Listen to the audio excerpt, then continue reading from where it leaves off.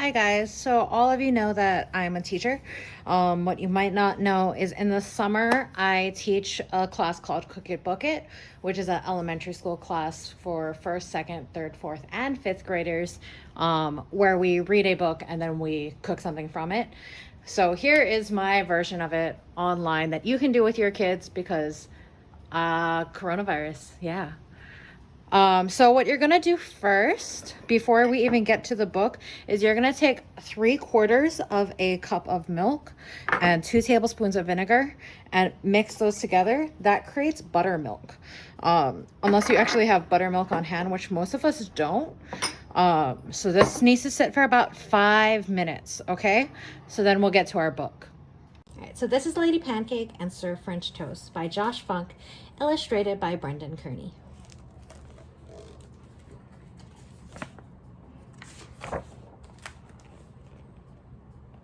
Deep in the fridge and behind the green peas, way past the tofu and left of the cheese, up in the corner and back by a roast, sat Lady Pancake beside Sir French Toast. They had leftover friends were as close as can be, until they heard the news from their neighbor, Miss Brie.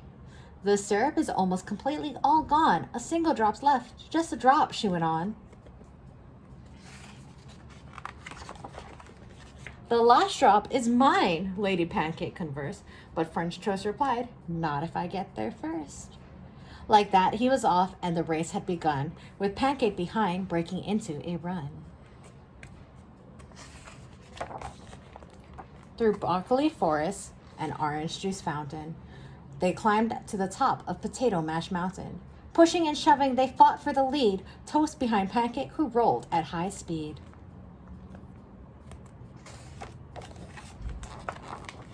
She screeched to a stop at the edge of the shelf, clutching a grapevine to steady herself. Toast didn't notice and couldn't quite stop, plummeting down into jam with a plop. He scraped himself off and yelled, "You're a meanie," as Pancake rappelled down a rope of linguine. She bragged, "I'm the best of all breakfast food treats," and hurled a lime and skipped over 2 beets. I am, thought Toast, but his chances looked bleak, so Toast took a shortcut down Sauerkraut Peak. Skiing past spinach and artichoke dip, Toast vaulted high in the air with a flip. Nearing the edge, he tried one final jump, and he stumbled and fell below with a thump.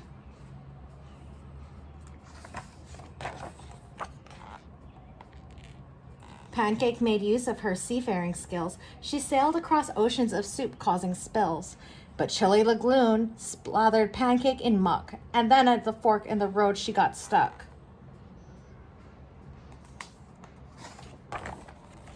"Don't go that way," yelled a chickpea to warn her, but the Pancake sped on and got trapped in a corner. Caught behind dressings, one rush and one wrench, she squeezed out and started a bean avalanche.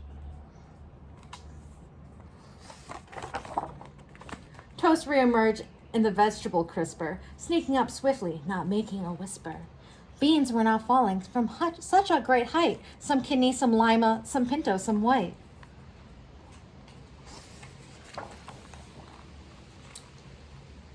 Searching for safety from raining legumes, Toast turned to hide, but was blasted by fumes of Brussels sprouts left from an old party platter.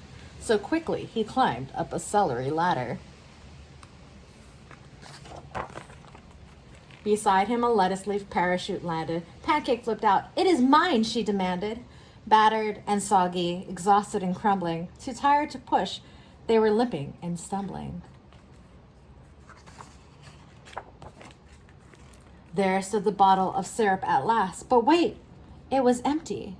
They stood quite aghast. Licking his lips with a smear that was awful, out of the shadows crept Baron von Waffle.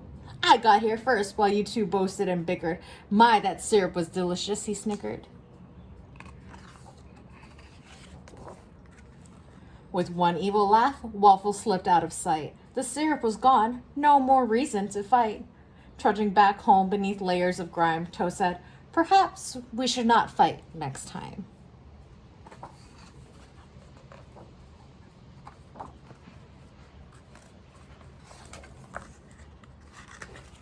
Agreed, replied Pancake. As friends, we should share. Hey, look, we can split that butter right there.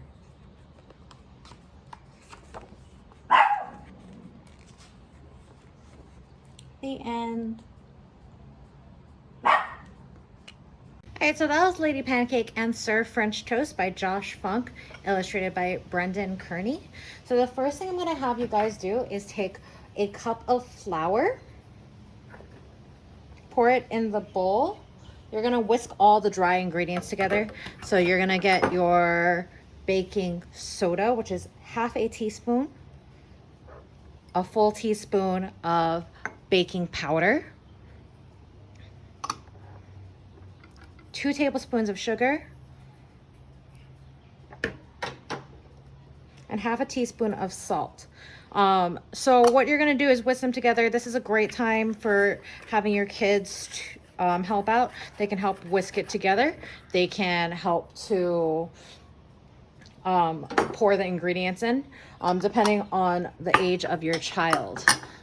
The next thing you're gonna do is take your soured milk here, and you're gonna whisk 2 tablespoons of melted butter inside of it, along with 1 egg. If your child is great at cracking eggs, this is the time to do it. But you know, shells, so try to make sure that they don't mess that up. But if not, shells never hurt anybody before. So you're gonna take your wet ingredients, and your child can definitely pour this into the dry ingredients. If you have more than one child, this is a really good time to have the other one whisk it while it's being poured.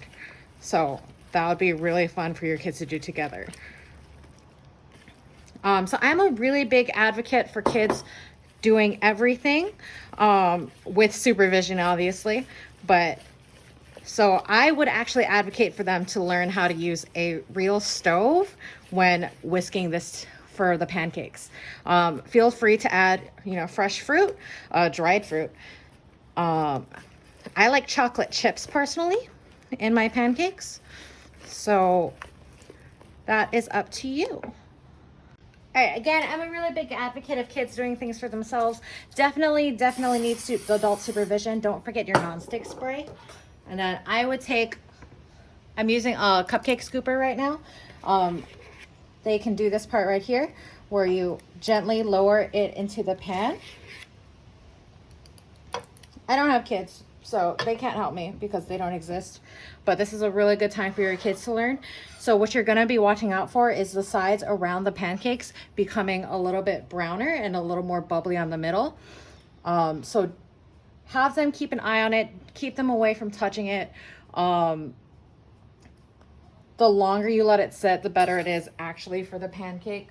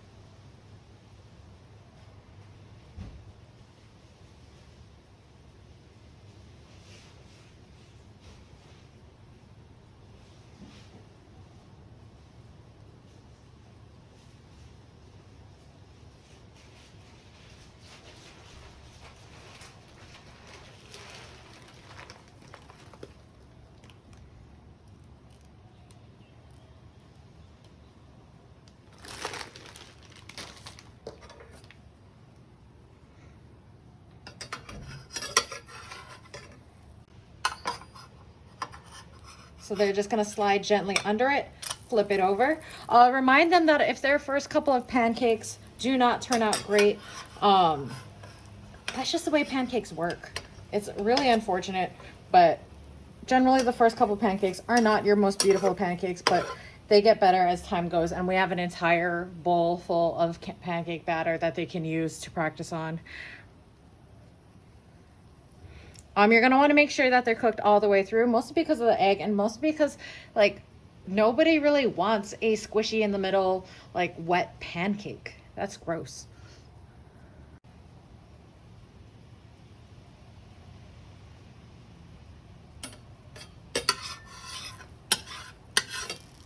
So I usually teach this class at Mid-Pacific Summer School. The class usually does fill up. Again, I have first and second. So first meaning the kids that just finished kindergarten, and they do this class just fine. So if you have young kids and you're worried that they can't do this, they most definitely can, because I'm teaching at least 3 of them at a time to do this. So first, second is my first class, and then third, fourth, fifth is my next class. It's a really good opportunity. This is like a shameless plug right now, I'm sorry. For your kids to try new food, because while we do serve a lot of, you know, normal favorites, I definitely try to get them to try new foods. But if your kid has a lot of allergies, maybe not the class for them, because there's only so much I can do. So here, this pancake is looking pretty good, so I'm gonna go ahead and take it out and put it on top of my plate. This one is looking pretty brown as well. I'm gonna take this one out as well and place it on top of my plate. Turn off my stove. And here are your child's very first pancakes, paired with Lady Pancake and Sir French toast. Any supplemental activities that you might want to do with this is drawing follow-up sequence to Lady Pancake and Sir French toast. They can draw the race scene, what was their favorite part of the book, depending on what age your child is, of course. They can talk about a time they had a race if they want to write their own story. Feel free. What were they